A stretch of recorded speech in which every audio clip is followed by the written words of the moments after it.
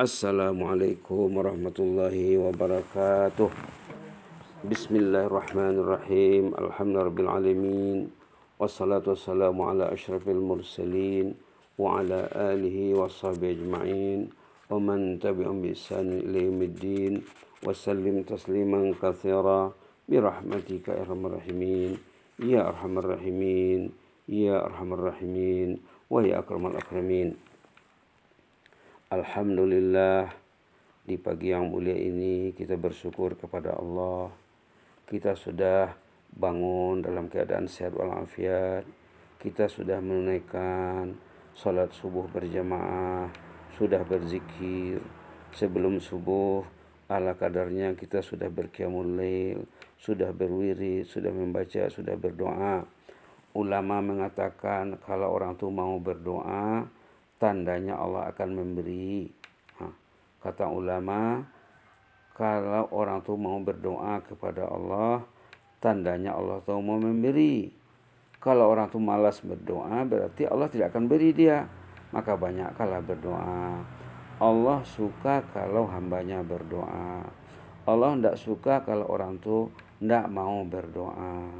Doa yang mustajab adalah doa dari Quran, doa dari hadis. Waktu mustajab berdoa yang paling mustajab adalah sebelum subuh. Dan kalau boleh berdoa waktu sujud. Waktu sujud berdoa bisa saja sebelum subuh atau sesudah subuh atau waktu duha atau mana-mana. Berapa kali kita sujud kepada Allah. Kalau kita salat subuh 2 rakaat 4 kali sujud. Patutnya setiap sujud kita berdoa. Kalau nanti siang hari, tengah hari kita salat zuhur, sujudnya 8 kali. Isilah sujud-sujud itu dengan doa. Kalau kita lihat hadis Rasulullah SAW, amalan Rasulullah SAW, bacaan baginda dalam sujud sangat banyak variasinya. Bertukar-tukar doanya. Doa yang dititik beratkan oleh Rasulullah, doa yang dipusatkan Rasulullah perhatiannya di akhir usianya, doa yang berbunyi Subhanakallahumma rabbana bihamdika Allahumma ufirli. Inilah bacaan Rasulullah waktu rukuk dan sujud di ujung usianya sampai kembali ke rahmatullah, sampai berpulang ke rahmatullah, sampai dipanggil Allah. Apa doanya? Subhanakallahumma rabbana wa bihamdika Allahumma ufirli. Dari hadis sahih. Siapa yang bercerita? Yang bercerita istrinya sendiri, istri kesayangannya Ummul Mukminin Aisyah radhiyallahu anha. Kata Aisyah apa? Sejak turunnya surah An-Nasr, katanya, Iza ja'a nasrullahi wal fatah, sejak turunnya surah ini, baginda Rasulullah SAW menukar bacaan rukuk dan sujud sebagai merespon isi surah ini. Surah ini surah yang terakhir turun. Sesudah surah ini turun, usia baginda tidak sampai 2 bulan lagi. Turunlah surah ini, lalu Rasulullah tahu bahwa surah ini mengatakan umurnya sudah dekat. Lalu dibanyakkannya lah berdoa istighfar di waktu rukuk dan sujud. Apa doanya tadi? Subhanakallahumma rabbana wa bihamdika Allahumma ufirli. Subhanakallahumma rabbana wa bihamdika Allahumma ufirli. Ayo dibaca sama-sama suratul Nasr dulu. Bismillahirrahmanirrahim. Idza jaa nasrullahi wal fath wa ra'aitan nasa yadkhuluna fi dinillahi afwaja fasabbih bihamdi rabbika wastaghfir innahu kana tawwaba. Fasabbih bihamdi rabbika wastaghfirhu innahu kana tawwaba. Shadaqallahul azim. Allahumma rabbana Allah maftu alaina ya mujibas saili. Jadi dalam surah yang pendek ini, 3 ayat yang pendek, tidak sampai 3 baris, ada 3 perintah. Ada 3 perintah di sini. Dalam Quran ini banyak perintah, banyak larangan. Banyak juga yang bukan perintah, bukan larangan, hanya cerita saja. Kalau bahasa Arabnya jumlah ikhbariyah. Kalau bahasa Malaysia ayat kenyataan. Bukan menyuruh, bukan melarang. Tapi kadang-kadang dalam ayat-ayat seperti itu ada suruhan, ada larangan. Apa contohnya? Contohnya Bismillahirrahmanirrahim. Itu bukan menyuruh, bukan melarang. Itu ayat menerangkan bahwa Allah itu Rahman, bahwa Allah itu Rahim. Macam mana sikap kita? Carilah sumber rahmat Allah. Carilah sumber rahim Allah. Rebutlah Rahman dan Rahim Allah itu. Bila kita membaca Alhamdulillahirabbil alamin, itu pujian, itu sanjungan. Artinya apa? Pujilah Allah itu. Allah sebagai Rabbul Alamin. Jadi dalam surah An-Nasr ini ada 3 perintah. Apa yang 3 itu? Pertama, fasabbih. Perintah bertasbih. Yang kedua, bihamdi rabbik. Perintah bertahmid. Yang ketiga, wastaghfirhu. Perintah beristighfar. 3 in 1. 3 dalam 1. Tasbih, tahmid, istighfar. Tasbih, subhanallah. Subhanallah, itu yang baca baginda, subhanakallahumma rabbana. Tahmid, wa bihamdika. Ataupun subhanallah walhamdulillah. Itu pun sudah dikatakan tasbih dan tahmid. Subhanallah, tasbih. Walhamdulillah, tahmid. Yang ketiga, wastaghfirhu. Perintah beristighfar.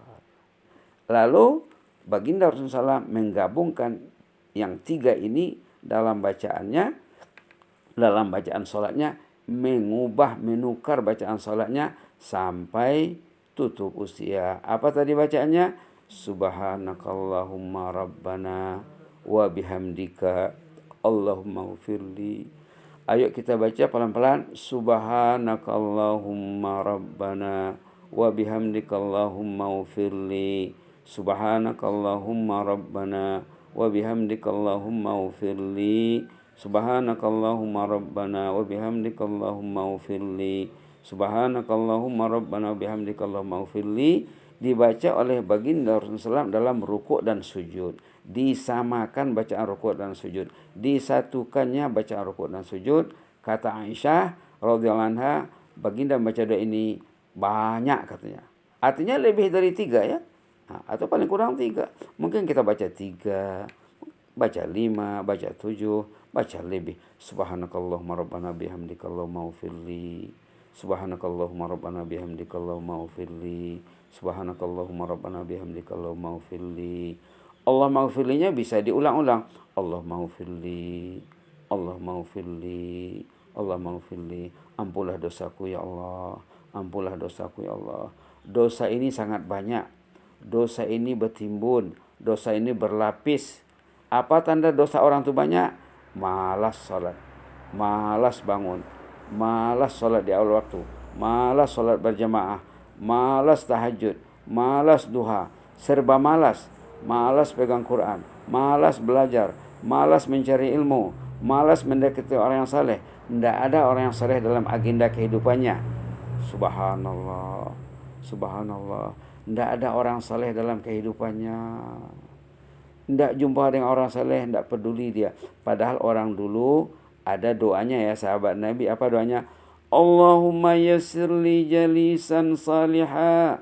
Ya Allah, mudahkanlah bagiku untuk ketemu dengan orang yang saleh. Doa orang dulu ya. Doa sahabat Nabi. Apa doanya? Allahumma yassirli jalisan salihah. Ya Allah, mudahkanlah bagiku ini bertemu dengan orang yang saleh. Artinya apa? Merindui orang yang saleh. Hati yang tidak ada di dalamnya cinta salihin, hati itu sakit, hati itu rusak, hati itu binasa. Kalau dalam hati tidak ada cinta salihin, cinta apa lagi? Cinta orang awam. Kalau kita cinta orang awam, cinta orang biasa, bahaya. Ada peringatan dalam suratul An'am tentang bahayanya mencintai orang umum, tidak mencintai orang yang saleh. Ada peringatan dalam surah Al-An'am, apa katanya? Wa in tuti' aktsara man fil ardi yudilluka an sabil in yattabi'una illa dhann wa inhum illa yakhrusun. Kalau kamu turuti. Surah Al-An'am ayat berapa ya? Ayat 116. A'udzu billahi minasyaitonir rajim. وإن تطع أكثر من في الأرض يضلوك عن سبيل الله إن يتبعون إلا الظن وإن هم إلا يخرصون Nas'alullah al-afiyah. Wa in tuti' aksara man fil ard. Kalau kamu turuti kebanyakan orang di muka bumi ini, tidak kamu pilih kawan kamu, semuanya oke. Orang kilirnya kilir, orang kemudian, orang kelurahnya kelurah pula. Wa in tuti' aksara man fil ard. Kalau kamu turuti kebanyakan mayoritas orang di muka bumi ini, yudilluka an sabilillah. Anda akan tersesat dari jalan Allah. Karena kebanyakan manusia tidak memikirkan Allah. Tidak memikirkan Al-Quran. Tidak memikirkan ilmu. Tidak memikirkan ibadat. In yattabi'una illa dhann. Karena kebanyakan mereka itu mengikut apa yang dia sangka baik saja. Mengikuti apa yang dianggapnya baik. Belum tentu baik pada sisi Allah. Apa yang dianggapnya baik. Baikkah tidur di waktu subuh? Mana baik. Tapi kebanyakan mereka tidur waktu subuh. Baikkah tidur waktu azan berkumandang? As-salatu khairu minan naum. Azan berkumandang di rumah Allah, di menara-menara masjid. Orang yang dekat masjid tidak ke masjid. Itulah tandanya. Yudhilluka an sabilillah. Anda akan sesat dari jalan Allah. In yattabi'unna illa dhann. Kebanyakan mereka hanya mengikut sangkaan yang disangkanya saja, belum tentu sangkaannya itu sesuai dengan kehendak Allah, karena prasangkanya itu tidak berdasarkan iman dan ilmu, kehendak hatinya saja. Wa inhum illa yakhrusun. Kebanyakan mereka itu tidak betul, mereka itu bohong, imannya tidak betul, iman masih di lidah saja, belum masuk di dalam hati. Iman yang sudah bertempat di hati tidak mungkin tidak mungkin tidur di waktu panggilan Allah berkumandang memecah kesepian sunyi di pagi hari. Tidak mungkin tidur waktu azan subuh memecah kesepian suasana sunyi di pagi hari. Mesti bangun. Malah orang dulu bangun sebelum subuh, bukan hanya bangun untuk subuh saja. Pernah terjadi ini jarang terjadi, pernah berlaku ya. Ada di antara sahabat Nabi masih tidur sampai waktu subuh, sampai sesudah subuh. Dibicarakan oleh sahabat, dibincangkan oleh sahabat sesama mereka. Wah, kasihan kawan kita itu ya, katanya. Masih tidur loh katanya sampai sekarang. Didengar oleh Nabi Muhammad. Apa komentar Nabi Muhammad? Subhanallah. Komentarnya cukup pahit. Tapi perlu disampaikan, kalau tidak nanti orang lupa. Apa kata Rasulullah? Dzakar rajulu balas syaitanu fi uzunih. Orang itu terkencing setan di telinganya sudah. La ilaha illallah. Yang tak bangun tahajud, yang tak ke masjid, salat subuh, yang tidak menyahut panggilan azan, katanya dikencingi setannya telinganya. Teringat pidato tabligh akbar al-fadil al-syekh Profesor Dr. Abdul Samad, Ustaz Samad ya, di Simpang Ampe dalam beberapa bulan yang lalu di pekarangan kantor Bupati Pasaman Barat. Beliau bertazkirah, bertabligh akbar sesudah subuh. Subhanallah. Salat subuh di sana penuh itu. Halaman kantor Bupati dengan jemaah salat subuh. Mungkin ada berapa, 10.000 entah berapa ya. Jadi awal tazkirahnya di pagi hari, apa kata Ustaz Samad? Alhamdulillah kita sudah bangun, kita sudah subuh berjamaah katanya. Bahayanya mereka yang tidak sholat subuh, tidak ke rumah Allah di pagi hari, mereka itu telinganya sudah dikencingi setan katanya. Al-Fadhil Ustaz Abdul Samad Hafizullah ini meminjam hadis Nabi yang tadi yang mengatakan Dzakar rajulu balas syaitanu fi udhunih. Orang itu sudah dikencingi setannya. Perlulah kita mendekati ulama seperti Ustaz Samad, dengar cakapnya, dengar ngomongannya. Apa masalah kita? Cari penyelesaiannya. Kalau kita ada masalah, kita tidak mau mencari penyelesaian, berarti kusut tidak akan mau selesai. Keruh tidak akan mau jernih. Artinya apa? Kehidupan kita akan dilamun, dililit oleh kekusutan yang berada dalam alam yang keruh dan keruh. Kalau keruh sekarang, kalau kusut sekarang, macam mana nanti saat kembali kepada Allah? La haula wa la quwata illa billah. Jadi perlu diperhatikan tadi ayat dalam surah Al-An'am. Ayat berapa tadi? Ayat 116 halaman 142 Mushaf Madinatul Munawwarah. Wa in tuti' aksara man fil ardi yudilluka an sabilillah in yattabi'una illa dhann wa inhum illa yakhrusun.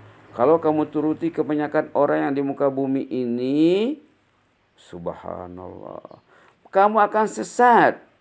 Karena mayoritas mereka tidak memikirkan Allah. Yang dipikirkannya apa? Duit, duit, duit, pitih, pitih, pitih. Rumah, kendaraan, pakaian, makanan, keluarga.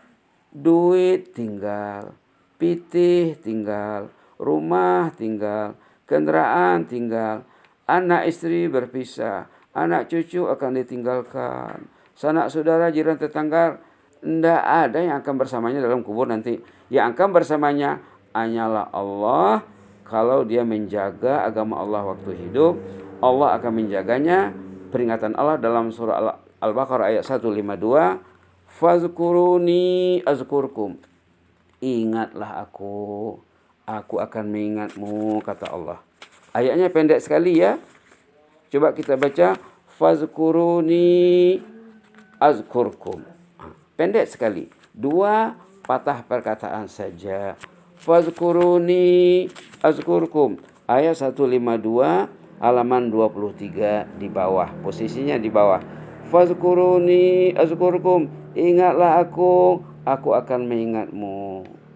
Ingatlah Allah, bangunlah sebelum subuh. Dengarlah azan, sahutlah azan, penuhilah azan. Demikian salat 5 waktu yang lain juga, kecuali kalau kita kerja, kalau kita ada urusan yang